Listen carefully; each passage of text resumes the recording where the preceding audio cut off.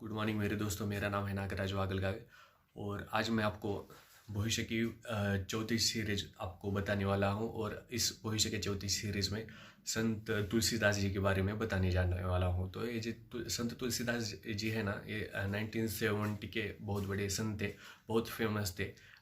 एक को लगभग 1 कोटि के आसपास लोग उनके जो थे ना, वो भक्त थे। 1 कोटि के भक्त थे उनके, और 1 कोटि लोग उनके डिवोटीज थे और उनको बहुत फॉलो करते थे, उनके बड़े फैंस थे। तो उन्होंने उस टाइम उनको भविष्य की सब बातें पता होती थी, भविष्य में क्या होने वाला है और भूतकाल में क्या हुआ है, उनको सब दिखता था अपने थर्ड आई के जरिए।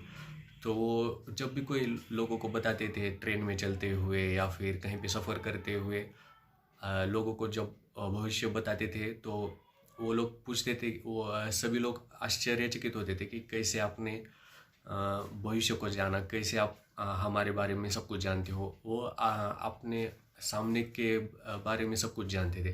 तो उन्होंने भविष्यवाणी में लिखा है कि वो महापुरुष कौन होगा, कहाँ पे पैदा होने वाला है। और उन्होंने अपने 2 मैगजीन्स को पब्लिश किया था उस टाइम। वो 28 अगस्त को पब्लिश किया था, 28 अगस्त 1971। और सेकंड जो थी 21 सितंबर 1971। तो ये दोनों दिन उन्होंने दो अलग अलग जो थे न्यूज़पेपर वो पब्लिश किए थे। और वो जो मैगजीन्स थे वो मैं आपको लिंक आपको डिस्क्रिप्शन में दे रहा हूँ, आप वहाँ पे जाके पढ़ भी सकते हैं पूरा डिटेल्स कि भारत में कैसे क्या होने वाला है। तो आज मैं उनकी भविष्यवाणी के बारे में बताने वाला हूँ कि कैसे तीसरा विश्व युद्ध होगा और सतयुग की स्थापना होगी। और सतयुग की स्थापना के बाद कैसे हो जाएगा, क्या क्या मतलब क्या क्या रहेगा, क्या क्या सुविधा रहेगी, किसको कितना वेतन रहेगा, ये सब उसमें। तो चलिए आज शुरू करते हैं। तो यहाँ पे लिखा है, भविष्य में सूखा पड़ेगा, अन्न की कमी होगी, जनता में हाहाकार मचेगा, ऐसा उन्होंने लिखा है। तो आगे देखते हैं हम कि आगे क्या क्या लिखा है। भारतवर्ष विश्व में क्रांति व शांति का कारण बनेगा। यहाँ पे लिखा है कि सभी यहाँ पे लिखा है, भारत त्रेता में विश्व युद्ध का कारण था, द्वापर युग में विश्व युद्ध का कारण था, तो भारत को कलयुग में भी विश्व युद्ध का कारण बनना पड़ेगा, ऐसा यहाँ पे लिखा है। और भारत में तीसरा विश्व युद्ध होने ही वाला है, ऐसा यहाँ पे लिखा है। यहाँ पे लिखा है कि सारे मुस्लिम राष्ट्रों के सारे मुस्लिम आपस में लड़कर समाप्त हो जाएंगे, सारे हिंदू आपस में लड़कर समाप्त हो जाएंगे। और जो कुछ सारे धर्म के लोग आपस में लड़कर मरने वाले हैं, और जो कुछ रहेगा वो सिर्फ ईश्वर की पूजा करने वाले पवित्र लोग ही रहने वाले हैं। चीन नष्ट हो जाएगा। स्वामी जी ने आगे कहा है कि चीन के समस्त वैज्ञानिक प्रगति को चूर्ण करके चीन को नष्ट कर दिया जाएगा। और यहाँ पे लिखा है कि स्वामी जी ने जोरदार शब्दों में कहा है कि यदि सभी राष्ट्र भारतवर्ष पर आक्रमण करे तो भी भारतवर्ष का कोई कुछ नहीं बिगाड़ सकता। आगे यहाँ पे लिखा है, सुरक्षा परिषद भारत में चलेगी, ऐसा यहाँ पे लिखा है। सुरक्षा परिषद भारत में चलेगी जब सतयुग आने वाला है, जब तीसरा विश्व युद्ध होगा, तो उसके बाद भारत में सुरक्षा परिषद चलने वाली है। यहाँ पे लिखा है, सभी राष्ट्र यह प्रयास करेंगे कि सुरक्षा परिषद अमेरिका से हटकर भारतवर्ष में ना जाने पावे, तो यह कदापि नहीं होगा। सुरक्षा परिषद भविष्य में भारत में चली आएगी। महापुरुष का जन्म हो गया। स्वामी जी ने इस बात का संकेत दिया कि महापुरुष का जन्म भारतवर्ष में हो चुका है और वह व्यक्ति मानव इतिहास का सबसे महत्वपूर्ण व्यक्ति बनेगा। उसे जनता का इतना बड़ा समर्थन प्राप्त होगा कि आज तक किसी को नहीं मिला हो। मतलब उस व्यक्ति को पूरे मानव जाति का, पूरे मानव का इतना बड़ा समर्थन प्राप्त होगा कि आज तक किसी इंसान को मिला है और आगे भी नहीं मिलेगा, ना भूतो न भविष्यति, इतना बड़ा समर्थन प्राप्त होगा। तो यहाँ पे आगे कि कैसे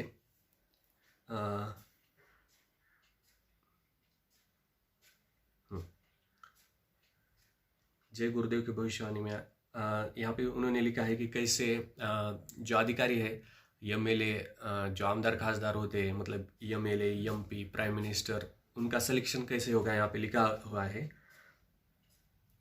एमएलए वही चुने जाएंगे जो मांस, मछली, अंडे नहीं खाएंगे, शराब, ताड़ी, गांजा, भांग, अफीम नहीं पिएंगे और जो रिश्वत नहीं लेंगे तथा आंदोलन, तोड़फाड़, हड़ताल नहीं करेंगे, पूर्ण पवित्र रहेंगे, एक पत्नीधारी रहेंगे। ऐसे लोगों को महात्माओं द्वारा प्रमाण पत्र दिया जाएगा, मतलब सर्टिफिकेट मिलेगा। महात्माओं के आग्रह पर जनता उनको मतदान करेगी। जो पदाधिकारी मांस, मछली, अंडे, शराब, ताड़ी, गांजा, भांग और रिश्वत, जुआ, एक पत्नीधारी नहीं होंगे, उनको सर्टिफिकेट नहीं दिया जाएगा। और यहाँ पे लिखा है भारतवर्ष में राष्ट्रभाषा हिंदी और संस्कृत हो जाएगी। जो राष्ट्रभाषा है वो हिंदी और संस्कृत हो जाएंगी। और जो विदेशी छात्र यहाँ पे जो आएंगे विदेश से, वो विदेशी आएंगे यहाँ पे हिंदी और संस्कृत सीखने के लिए। और जो हिंदी और संस्कृत सीखेगा उनको मतलब शांति मिलेगी, और जो नहीं सीखेगा उनको नहीं मिलेगी, ऐसा यहाँ पे लिखा है। तो आगे, भारतवर्ष में गायों का कटना बंद होगा, मतलब ये जो गायों का कटना है ये बंद होने वाला है। भारतवर्ष के नग्न चित्र जो सिनेमा में दिखाए जाते हैं वो बंद कर दिए जाएंगे। पुलिस का वेतन सारे देश में महंगाई भत्ता छोड़कर 300 रुपया ही हो जाएगा। पुलिस वाले को मांस, मछली, अंडा, शराब आदि त्याग करना पड़ेगा। भारतवर्ष में किसानों का कृषि ऋण आधा माफ कर दिया जाएगा, आधा माफ कर दिया जाएगा, ऐसा लिखा है। प्राइमरी स्कूलों के अध्यापकों को वेतन 300 रुपये महंगाई भत्ता छोड़कर दिया जाएगा। उन्हें मांस, मछली, अंडा, शराब छोड़ना पड़ेगा। अगर वो ऐसा नहीं करते तो अध्यापक की नौकरी उन्हें छोड़नी पड़ेगी, ऐसा यहाँ पे लिखा है। पेंशनधारी, क्लर्क, पटवारी, जिन लोगों को 300 रुपये के कम वेतन मिलता है, उनका 300 रुपये वेतन महंगाई भत्ता छोड़कर हो जाएगा। जो पेशकार, पटवार मांस, मछली खाएंगे, उनको रिश्वत लेंगे, उनको अपनी नौकरी से अलग कर दिया जाएगा। प्रत्येक मजदूर की मजदूरी कारखानों में महंगाई भत्ता छोड़कर 200 रुपये प्रतिमाह होंगे। और भूमिहीन किसानों को प्रतिमाह 200 रुपये मजदूरी का रोजगार दिया जाएगा। जो धोबी, नाई, पुजारी आदि सब लोग हैं, उनको, पुजारी लोगों को मंदिर के 200 रुपये रोजगार दिया जाएगा। मांस, मछली, अंडे, ताड़ी, अफीम की दुकानें बंद कर दी जाएगी। होटल, डाइनिंग कारों में मांस, अंडे, मछली आदि बंद कर दिया जाएगा। और जो होटल में मांस छुप के बेचा करते हैं उनका लाइसेंस बंद कर दिया जाएगा। और होटलों में स्त्री का नग्न नाच बंद होने वाला है, ऐसा भी यहाँ पे लिखा है। और जुआ भी बंद किया जाएगा यहाँ पे।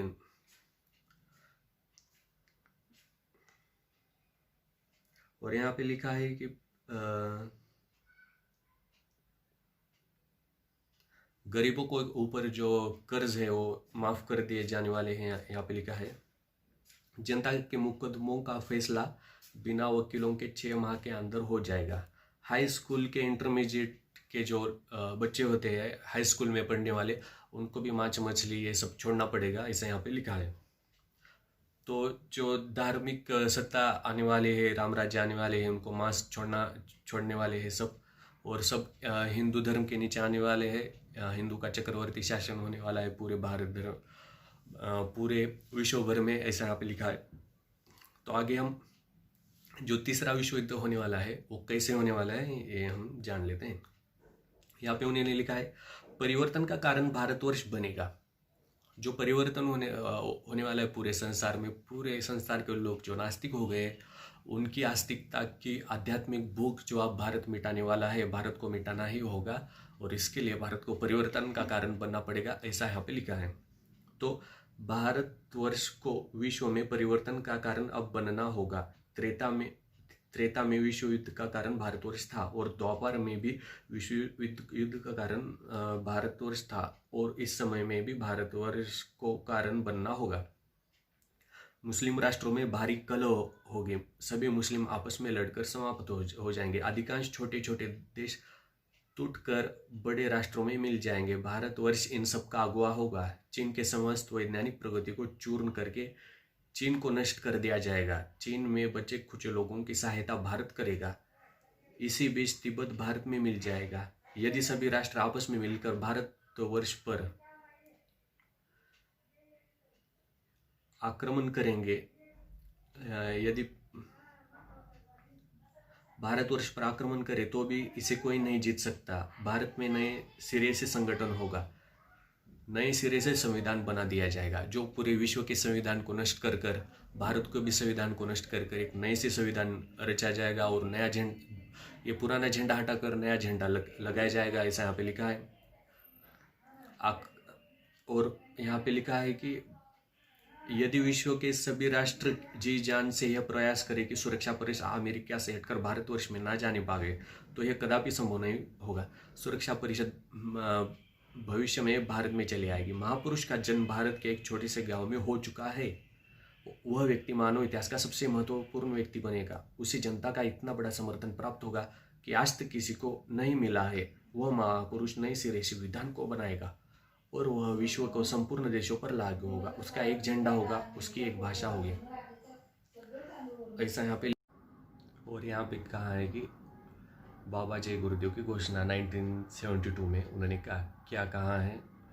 यहाँ पे कहा है कि आगे विश्व युद्ध होने पर भारी नुकसान होगा, लाशें पड़ी रहेगी, उठाने वाला कोई नहीं मिलेगा। चीन, पाकिस्तान, अमेरिका आदि मुल्कों से विषैले बम फेंके जाएंगे।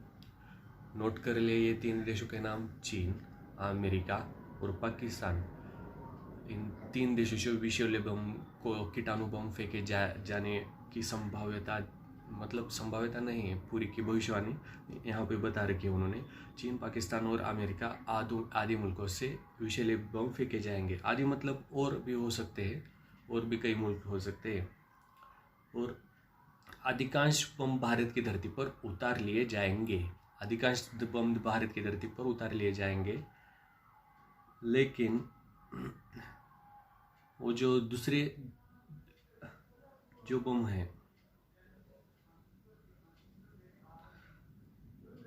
पर ये जो कीटाणु बम है, ये कीटाणु बम फेंके जाएंगे, पर बेगुनाह इंसान, जानवर, पक्षी आदि सब इसे मारे जाएंगे। तो भारत का एक फकीर, यहाँ पे नोट कर लिए, यहाँ पे लिखा है भारत का एक फकीर, फकीर यानी संत, एक ऐसी जबरदस्त उल्टी आंधी चलाएगा कि उसमें हाथी भी उड़ता हुआ नजर आएगा।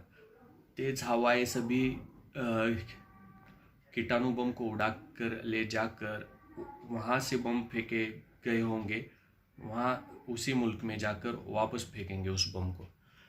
मतलब वो जो संत है, वो फकीर, वो ऐसी आंधी चलाने वाले हैं, ऐसी उल्टी आंधी चलाने वाले हैं कि उसमें उड़ता हुआ हाथी भी नजर आएगा। और जिन जिन देशों ने कीटाणु बम फेंके हैं, वो कीटाणु बम वापस उड़ते हुए उसी देश में जाकर गिरेंगे जिन जिन देशों ने हमारे भारत के ऊपर कीटाणु बम गिराए थे। सो thanks for watching my video. और ऐसे ही मैं आगे आने वाले वीडियोस में और भविष्यवाणी बताते जाऊंगा, और कैसे इंसान आगे जाकर तरक्की कर सकता है आस्तिकता को ले अपने जीवन में लेकर, और ऐसे अनेक उदाहरण आपको दिलाऊंगा। So thanks for watching my video, stay tuned, bye bye.